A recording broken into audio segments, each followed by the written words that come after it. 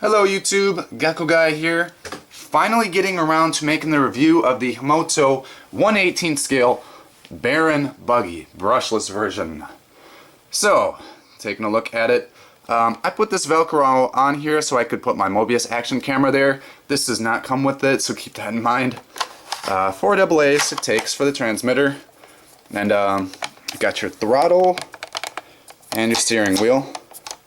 And this rubber compound on this wheel feels pretty firm, but a little soft. You got your reversing for the steering and throttle, and other trims there. I'm not really going to go into that. Alright, so you got your roll cage here, as well as the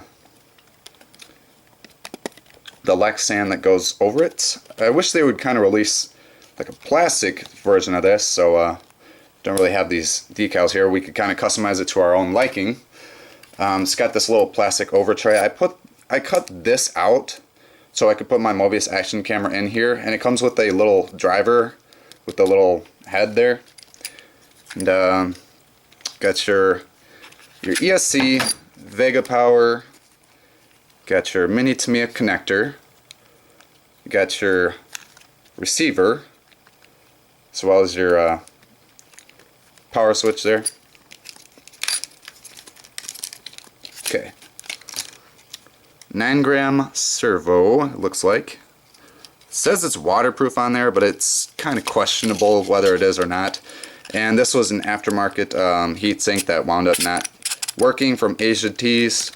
I guess that's probably for the brush model. And then you get yourself a LiPo battery. Now the interesting thing about this is just kind of clips into there. Little battery spacer there. Vega power LiPo, 1500 mAh, 7.4 volts, 25C. Now, many of us may be familiar or unfamiliar with this connector, and it does give you a standard wall charger, which I just kind of use my own. That's just what I've been using, and the wall charger takes about an hour or so to charge. This LiPo isn't too bad. I mean, it's nice and compact, and you know, if they would have slapped a didnt connector on there, it would have been really nice, but yeah, kind of have to go with it. And the motor, Vega power motor, likes to get really hot. You really got to watch these temperatures on this Vega power motor. Alright, now as far as the servo, yes, it's kind of slow, it's not the greatest, but it'll get you by. You can upgrade it to one of those cheaper Tower Pro SG90 Metal Gear servos, and that should do pretty well.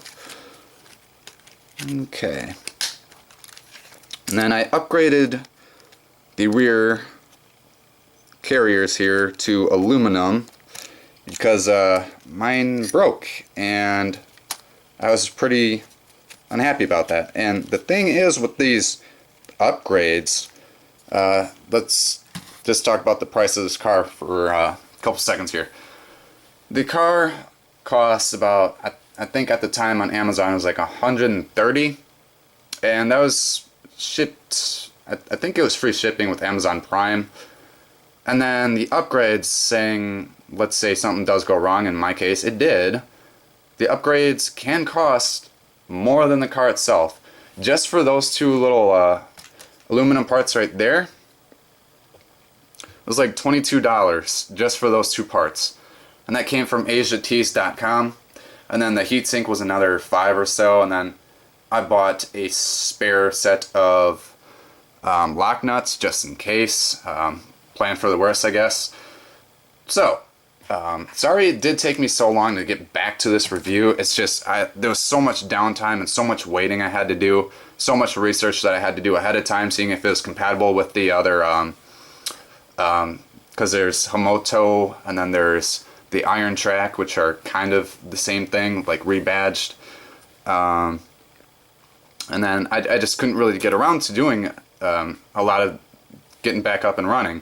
But I will say, these tires, they look great, but they perform like not so great. And you were kind of stuck to just the tires that they give you for their models. So you're stuck with the Barren, you got the Buggy, you got the monster truck. You're stuck to just those tires unless you can figure out a way to do a 12mm hex conversion. You'd have to swap out basically all this stuff right in here. You'd have to get a new can't think of the term, but you'd have to get like a new drive pin or something like that, whatever it's called, and then your own 12mm hexes, and then you should be good to go. But let me get to running it, and I just ran it around on my driveway and on my street because that's really all I could really do at the time because I'm busy with work and school. So why don't I do a little cut shot of that now, and I'll come back in a minute.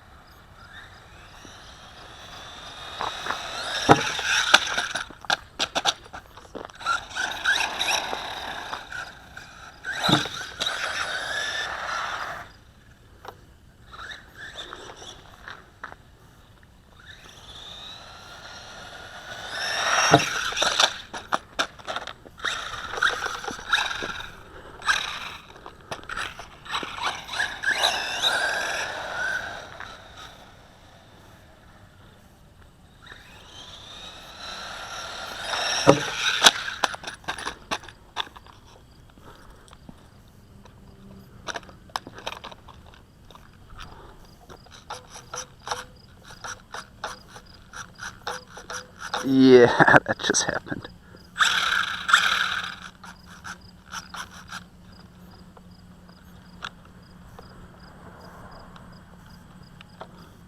How did I even break? Just fixing it broke. Yeah, that's how I feel.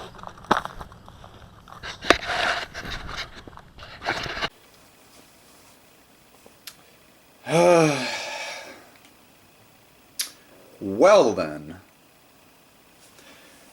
Dang thing broke. Again.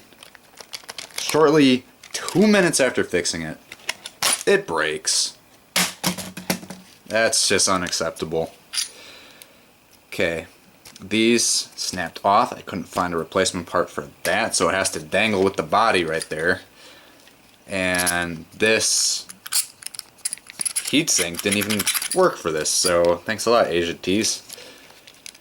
Alright, so all that aside, you know, the cost of the truck, it's so cheaply made, and then these aluminum parts cost, if you were to deck this whole thing out with aluminum for the necessary parts, it would probably be as much or exceeding the cost of the truck entirely. So, that being said, I just cannot recommend this truck, and I will not recommend this truck. I just don't understand how I had such good luck with the Servo, and then I go with the Himoto, and, you know, I believe they also have a Barren Buggy in the Iron Track, and this one completely broke on every run. The only time it was really fun was when you were driving it normally, and, you know, just up and down the street, nothing really too bad, nothing, no jumps, no bumps. I mean, if you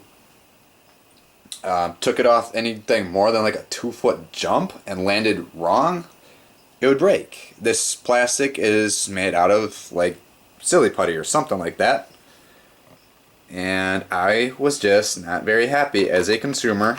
You know, I did spend the money to buy this, and it broke, and I just cannot recommend that. You know, I know I'm probably not the greatest at jumping, and I realize that. I'm still pretty new at it.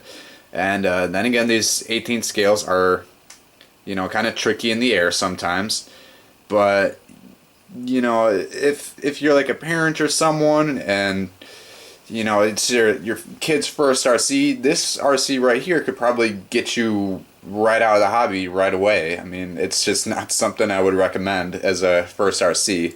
Something I would recommend is like a Dramata, a BX 4.18 or the SCT or the monster truck. Those were probably the best choices as far as this scale. Now, I just, this makes me so mad.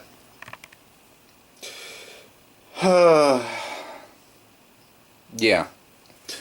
So, shortly after getting it fixed, like one little run, that's all I could do for like running footage for the review, unless I wanted to recycle footage from my original driving, my first driving footage, and I just don't like doing that. I think it looks kind of cheesy. I'll do that as a last resort if I just can't find anything else to use. Now, just pretty much got it fixed and it broke. Now these aluminum parts, just for those two alone back there, were like 22 bucks. That heatsink right there didn't fit right, so couldn't use that. The servo, yes, it's slow, but you know, at least it gets you going. And this, the body post, would not, I couldn't find a replacement for that, so I was kind of stuck. With that, just having the body dangle. You know, the ESC, I mean, it does okay. It says it's waterproof, but I question that. The motor does like to get like really hot. But then again, it's October, and here in Wisconsin it's starting to near winter, so it's getting cooler as the days go on. So I don't need to worry about temps as much, but if you live in a really hot environment like Nevada, then yeah, you would probably not want to run this for more than 5 minutes. Now, this car does okay if you're just driving on pavement or if you're on like dirt, but keep in mind, if you go off a jump or something, be prepared to have it break, because it did. That's how mine broke. It had two pieces break on me, one different on the back, one on the front. I've read other Amazon reviews, maybe it was just like a first timer's RC, and they had the same issue. They would buy that part and have it break again after they just got it repaired. So that being said, I cannot recommend this truck, and I just will not recommend it. I had very good luck with my Iron Track Central, which I don't have anymore, and I kind of regret selling it. But you know, this kind of RC, if it's got such poor durability like this, you know, this could ruin a child's time trying to be into the RC hobby. Maybe they saved up, and then they thought it was a really cool RC, and they find it was really a piece of junk, and it broke on them, and it repetitively kept breaking. And not only that, replacement parts for this particular RC truck are very hard to come by, and I don't know of many other sites other than HOTs.com that carry these, and I don't know if the support is very good either. I couldn't really find any support. I went to their actual website and I couldn't find how to buy the upgrade parts, but at the very least, the replacement parts or upgrade parts are on HOTs.com, but you know, they're very expensive. Just to replace all the parts that are necessary, like the knuckles especially, it's gonna be like 40-50 bucks with shipping included. So that is not very practical, and you know, with that being said, I can't recommend this as a first beginner RC truck. This is probably gonna get someone out of the hobby before they even got into it. So with that being said, you know, let me know in your comments below what you think on this truck was. You know, let me hear what you have to say about it. I was really hoping it would do well, and I was really hoping it wouldn't come to this, but that's just how it's got to be. So we'll see you again, guys. Thanks for watching, and I hope you subscribe for more RC videos. Here's going back for you guys.